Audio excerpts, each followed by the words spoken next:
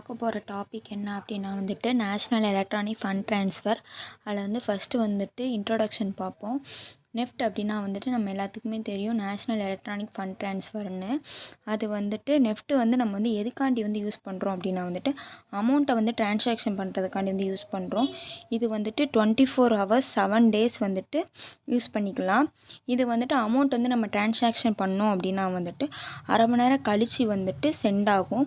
இதோட key features என்ன அப்படின்னா வந்துட்டு 24 hours 7 days 365 days வந்துட்டு நம்ம யூஸ் பண்ணிக்கலாம். இதோட ப்ராசஸ் என்ன அப்படின்னா வந்துட்டு ஹாஃப் ஹவரில் வந்துட்டு அமௌண்ட் வந்து ட்ரான்சாக்ஷன் ஆகும். செக்யூரிட்டி என்னது அப்படின்னா வந்துட்டு இது வந்து ரொம்பவே வந்துட்டு டிஜிட்டல் ட்ரான்சாக்ஷனாகவும் இருக்கும், செக்யூராகவும் இருக்கும்.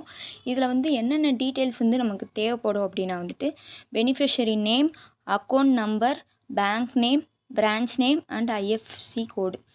அப்புறம் இதோட யூசேஜ் என்ன அப்படின்னா வந்துட்டு நம்ம மேக்ஸிமம் வந்துட்டு இது வந்துட்டு சேலரிக்கும், இஎம்ஐ கட்டுறதுக்கு, insurance premium and other recovering பேமெண்ட்ஸ்க்காண்டி யூஸ் பண்ணுறோம். இதோட சார்ஜஸ் என்ன அப்படின்னா வந்துட்டு நம்ம வந்து ஆன்லைனில் வந்துட்டு ட்ரான்சாக்ஷன் பண்ணோன்னா ஃப்ரீ தான். அதுக்கப்புறம் வந்து நம்ம வந்து லிமிட்டட் ஆஃப் நெஃப்ட் ட்ரான்ஸ்ஃபர் அதை பற்றி நம்ம பார்க்க போகிறோம்.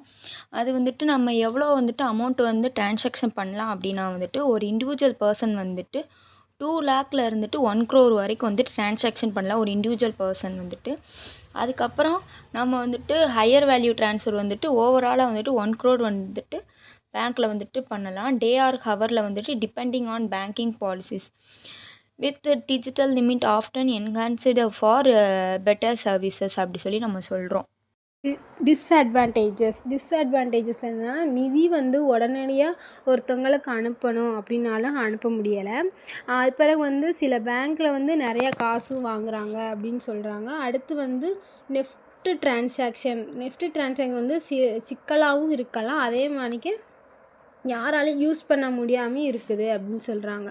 அடுத்து வந்து சூஸ் நெஃப்ட்டில் வந்து ஃபஸ்ட் ஒன் என்னென்னா ட்ரான்சாக்ஷன் என்னென்னா எந்த தொகையுமேவும் குறைந்த மதிப்புக்கு ஏற்றது அப்படின்னு சொல்கிறாங்க. அடுத்து வந்து அர்ஜென்சினா அவசரத்துக்கு வந்து ஒரு பேமெண்ட்டை வந்து நம்மளால் ரொட்டீன் பண்ண முடியாது அப்படின்றாங்க. அடுத்து வந்து ப்ராசஸிங் வந்து நம்ம டயத்துக்கு அனுப்பணும் அப்படின்னு நினச்சோன்னா அதை வந்து அனுப்ப முடியாது, ஏன்னா அங்கே ஒரு சின்ன டிலே ஆகி தான் போகுது அப்படின்னு சொல்கிறாங்க.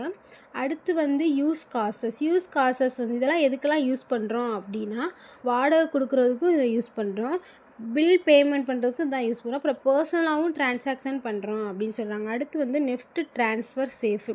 நெஃப்ட் ட்ரான்சாக்ஷன் வந்து நெஃப்ட் ட்ரான்சாக்ஷன்ஸ் ஆர் ஃபெசிலிட்டட். இது எங்கெல்லாம் ஃபெசிலிட்டியாக இருக்குது அப்படின்னா ரிசர்வ் பேங்க் ஆஃப் இந்தியாவில் தான் ஃபெசிலிட்டியாக இருக்குது. அது வந்து செக்யூர் அண்டு எஃபிஷியன்ட் மேனராகவும் இருக்குது அப்படின்னு சொல்கிறாங்க. அடுத்து வந்து இந்த சிஸ்டம் எங்கெல்லாம் யூஸ் பண்ணுறாங்க அப்படின்னு பார்த்தோன்னா பில் பேமெண்ட் பண்ணுறதுக்கு யூஸ் பண்ணுறாங்க. அப்புறமேட்டு வந்து investment and family and friends அதுக்கும் யூஸ் பண்ணுறாங்க அப்படின்றாங்க. தேங்க்யூ.